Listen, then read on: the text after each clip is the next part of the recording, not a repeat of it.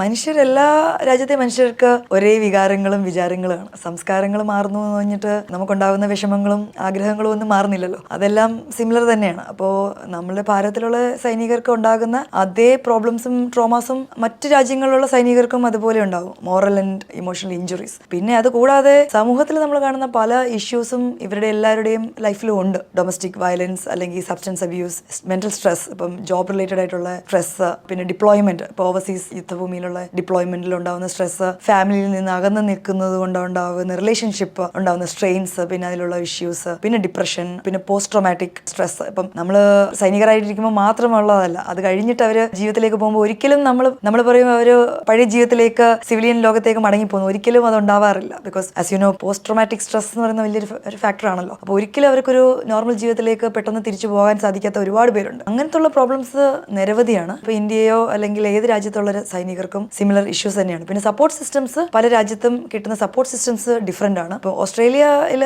കുറേ support systems ഉണ്ട്. Especially വെറ്ററൻസിന് ഒരുപാട് സപ്പോർട്ട് സിസ്റ്റംസ് നമുക്ക് അറിയാം. പക്ഷേ ഇതിനുള്ളിലുള്ള സപ്പോർട്ട് സിസ്റ്റം എത്രത്തോളം എന്നുള്ളത് എനിക്ക് അറിയില്ലായിരുന്നു ഇതിനകത്തേക്ക് വരുന്നത് വരെ. നല്ലൊരു സപ്പോർട്ട് സിസ്റ്റം ഉണ്ട്. മെന്റൽ ഹെൽത്ത് റിലേറ്റഡ് ആയിട്ടുള്ളത് തന്നെ കുറേ, ഇപ്പം കൗൺസിലിംഗ്, സൈക്കോളജിസ്റ്റ്, അങ്ങനെയുള്ള സിസ്റ്റംസ് ഉണ്ട്. ബട്ട് മുന്നേ ഉള്ളൊരു സ്റ്റെപ്പാണ് ഈ ചാപ്ലൻസി എന്ന് പറഞ്ഞൊരു സ്റ്റെപ്പ്. അതിനെപ്പറ്റി ഞാൻ അറിയുന്നത്, ഞാൻ ഇതിലേക്ക് വരുമ്പോൾ എനിക്ക് അറിയില്ലായിരുന്നു. വന്നതിന് ശേഷമാണ് കുറച്ചും കൂടെ ആഴത്തിൽ മനസ്സിലായത്.